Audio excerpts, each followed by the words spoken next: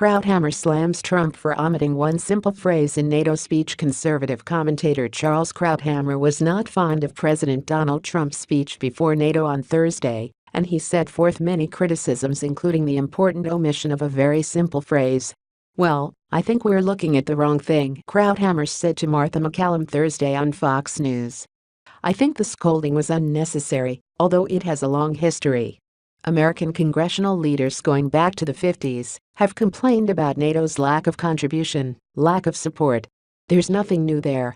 But what was new, and I think the real headline was that after everything had been teed up for the President of the United States to reassure NATO that we would stand with them, the President refused to say the simple phrase, 'We will honor Article 5, which is, if one of us is attacked, all of us is attacked.'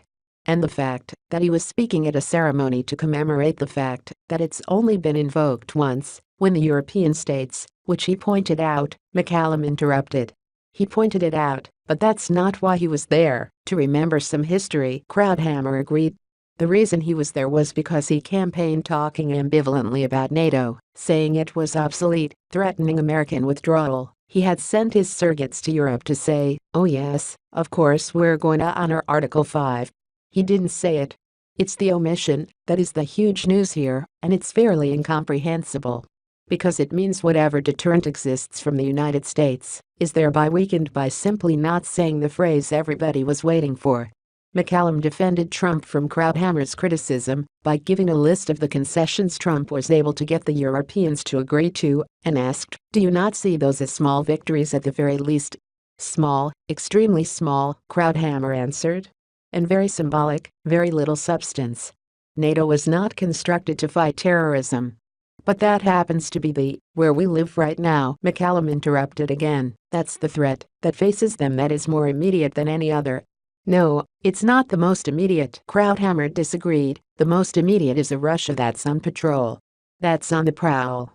That's invaded Georgia and detached 2 provinces.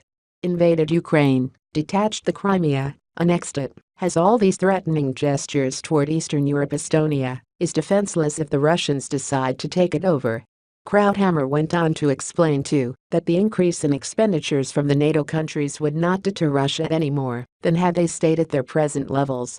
He also gave historical reasons why NATO was successful in its mission despite unequal buy-in from its members, and pointed out that many of the countries had a higher per capita military casualty rate in Afghanistan. Trump had criticized NATO during his presidential campaign as being obsolete because it was not fighting terrorism efficiently enough, spurring many to cite his critique as more evidence of his pro-Putin bias.